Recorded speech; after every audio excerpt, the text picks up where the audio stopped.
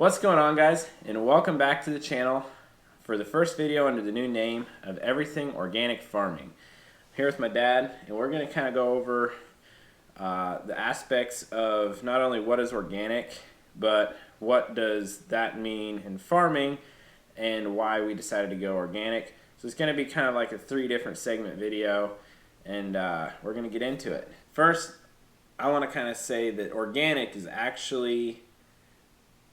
It is a class of foods or products which can be bought that were grown with they were grown to a standard set by the USDA. This standard is called the NOP, National Organic Program. So when we say a certifier, that is someone who we as farmers pay.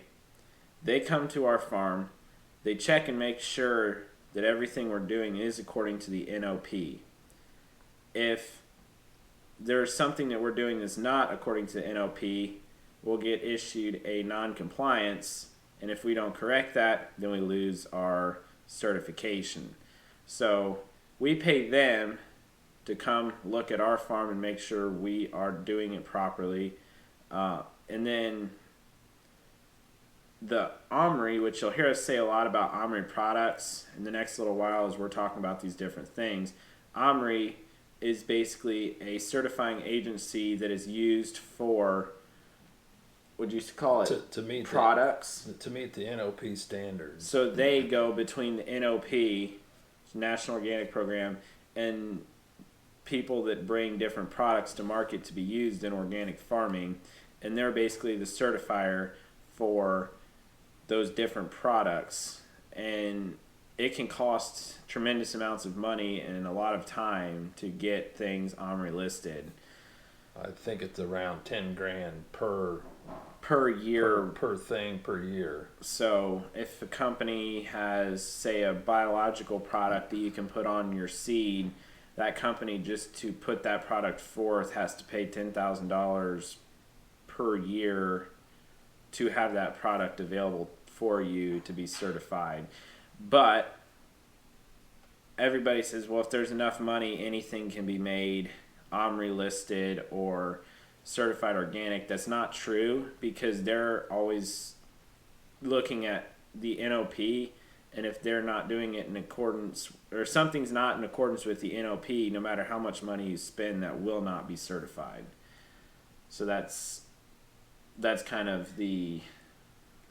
Well, and the U.S. standards vary greatly from international standards. Each country is kind of on its own thing, but it should be able to meet U.S. standards to come here. So if we import it, it should be able to meet the standards. However, there's been a lot of cheating lately, so there's a lot of companies that will not buy international organic quote because they're not meeting the standard.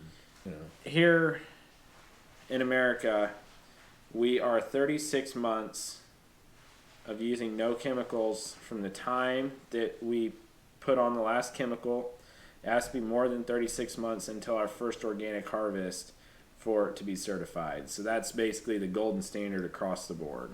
Yeah.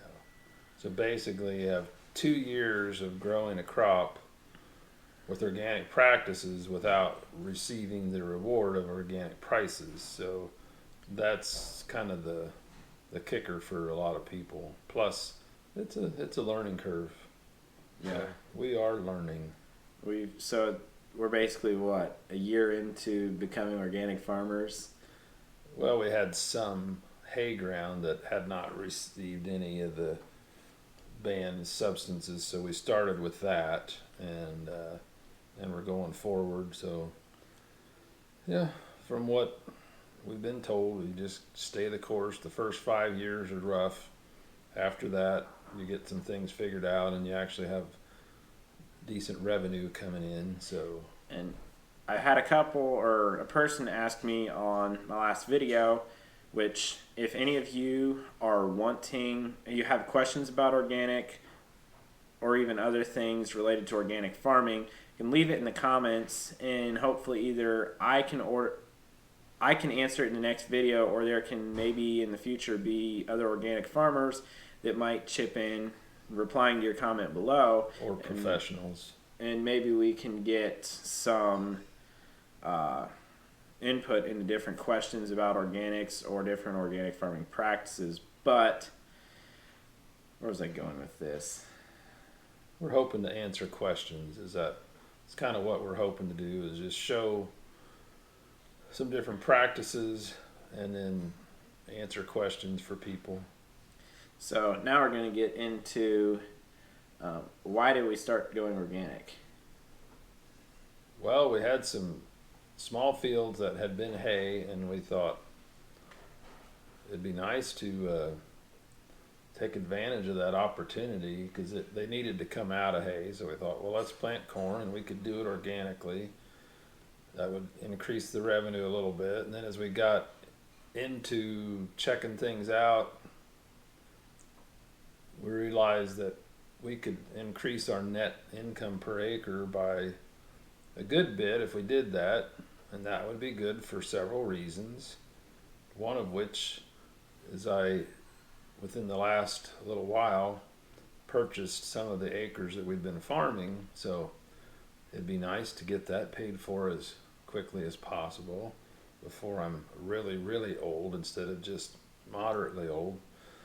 And the other reason would be to, once we get through the transition in that, Seth would like to be full-time on the farm, and so we'd like to transition after.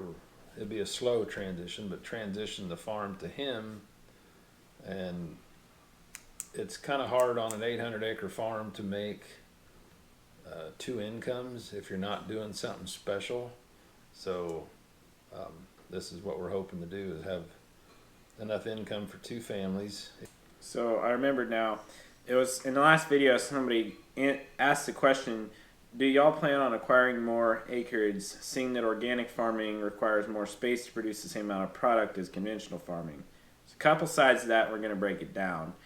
The first is that we are actually hoping, with using plow down clovers and chicken litter, as well as some other products, that we can maintain, if not increase, our overall yields on the farm.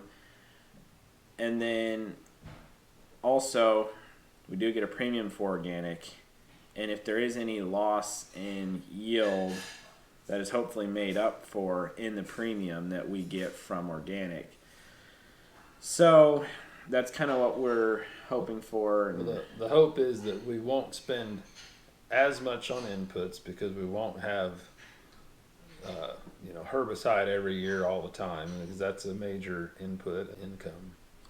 Yeah, and it also, I mean, there's a few things with organic. You have a 3-year rotation where your 1 year you kind of, You take a hit. you take a little bit of a hit.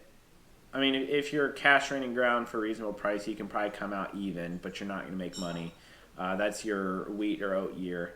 But in those wheat or oats, you're hopefully growing clover, which will grow nitrogen for your corn the next year.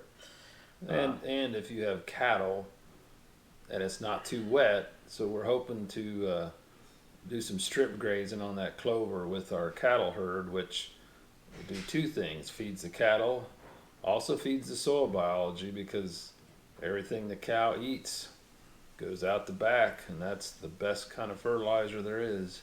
So that's, hopefully, since we do have a cow herd, that we can incorporate that and make a win-win. Yeah. And then the beans, they don't end up quite as good as organic corn, but you're also a lot lower inputs. I'm hoping we can get by without using any sort of biofungicide on our organic beans this year, because our transitional beans last year, which in the future we're going to talk about the mistakes that we made in our first year, but that's not something that every farmer wants to talk about. Yeah. But we had a late group 3 bean, a 3.9. That's the relative maturity of it. Yeah. And they got white mold. So this year, hopefully to combat the white mold, as well as just get it going earlier in the season, and then we can spread our litter for the next year's oat crop earlier. Our organic and transitional beans this year are going to be late group 2s, such as a 2.9 or 2.8. And that's, I'm hoping, going to work out better, and there's less disease pressure. The earlier in the season the beans can finish, the less pressure there is on them. So In the past, you'd think, well, a later season gives you more opportunity to capture yield, but it just depends on the year. Some years the late 2s are better, some years the late 3s are better. In the past, I've always had great success with a 3.8 and 3.9. Last year was not one of them. it was a 2.9 kind of year. So yeah. but there's yield data. I was looking at some different soybean varieties that we're going to be trying this year, and yield data is that company has like a dozen different hybrids, and their highest yieldings were a 2.8 and a 3.5 and I think a 3.7 or a 3.9. So it's all over the board, and then their other lower yielding varieties are in between. So it's not necessarily based on the maturity of the bean that the yield is. It's genetics and the year. Yeah. So anyhow, and then we're going to get into what happened on the farm the last couple weeks. Well, we had a lot of rain last night and a lot of washing. We're probably going to have to go fix some of the stuff that we've done the last couple weeks. We'll give it another 2 weeks or so and kind of see what emerges, what doesn't. But So, yeah, a week ago, we were able to go out and lightly till some bean stubble, and we got our oats planted. Well, first, I guess we spread a little bit of chicken litter. We worked it in, hit it with the drill then, and last 2 acres finished up as it was misting. So And we got those done. I went out yesterday afternoon and checked, and the oats were starting to grow a little root off of them, and the clover was emerging. Now we'll see how much that's still left surviving after this ridiculous amount of rain that we had. It was only 2 inches, but it came very, very rapidly and sideways, and we had a lot of stalks move on our no-till fields. We have piles of stalks everywhere, and we'll probably have to redistribute some of them, and I don't know, try to burn some because it's bad. So And there's just stuff everywhere. And then Monday, Tuesday, I don't even know what day it is anymore. Wednesday and Thursday is when. So I went out on Wednesday. Dad was gone, and I spread some litter, chicken litter, on a field that we're going to plant to alfalfa. And then I took a tool that we have called an airway out there. I'm going to put some clips in for you guys to see. I airwayed that field to dry it out a little bit, and then Dad got back late in the day and field cultivated it.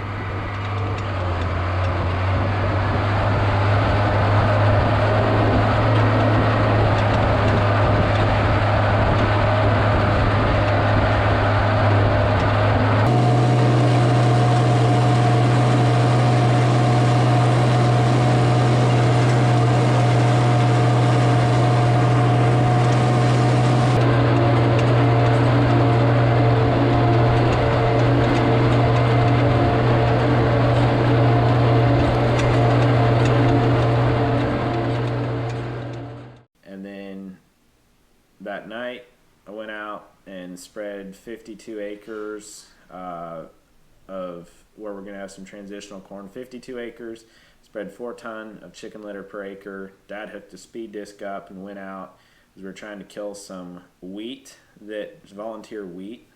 Now, I wonder how much that reseeded. probably some. But we still would have killed quite a bit. Yeah. So we went out to work in the chicken litter and kill the volunteer wheat, and then the next day we went out with the crumbler several passes. We pulled it behind the tractor. We busted up all the clods in the field where we're going to plant our hay. And kind of firmed up the seed bed. Because according to different alfalfa experts, the seed bed needs to be hard enough to bounce a basketball on. I'm not sure we could have done that, but I think we could have actually. It was close. It was pretty firm. And then we went out and drilled the alfalfa 2 different directions because we only have a 7.5-inch drill. So drilled the alfalfa 2 different directions, and then I ran the crumbler over it again, got a little misting of rain, and then of course this monsoon. So we'll see how much that comes up and how much we need to maybe replant. Scratch around at some areas and throw some seed out where it washed away. But it was a pretty nasty storm with a lot of runoff. So but yeah, that's what we got done on the farm. So there's probably not going to be nearly as much video of stuff going on the farm anymore. We will make special videos on like how to, for instance, weed control on organic beans or how to tine weed organic beans. We'll get into all that in the future, as well as maybe showing some of the implements we've bought. Another idea that I've had is just talking about, I'm not really sure if I even want to look at the numbers, but how, since we decided to go organic, how much money the idea has costed us. Cost us. Pretty significant amount. Now, right now it's not really paying for itself, but next year we're going to have over 100 acres certified, and then we'll start to see the return on those investments that we started making. But the first several years of organic is rough. So Yep. So anyhow, that's kind of a little update here. I'm hoping to get some experts in the industry on eventually, but right now the next little bit's probably just going to be Dad and I talking about different things we've done organically, what we did the first year that didn't work. I have some different video. I might even have video of a weed zapper running through the field, that's kind of embarrassing to show that video, but it is what it is. So we'll show stuff like that and just kind of keep you guys in the loop as far as what we're doing, as well as, like I said, answering questions that some of you might have about different things organic. So I will, in the next video, have a segment where I open up my phone and answer different questions that were asked. So go ahead and fire away. I have a choice whether or not to answer them, though, so don't make them too nasty. And we're hoping to go to a field day up in Minnesota this summer. I think we'll get a lot of useful information there, and hopefully a few interviews maybe. But so, good old 9-hour drive. But from what I've heard, it's kind of the best organic field day out there. The most companies represented and the most different practices shown. Hopefully it's not a washout like it was last year. I heard it got kind of wet, but we'll see. So with that being said, guys, that is all for today's video. Thanks for watching. Bye. I guess we'll see ya.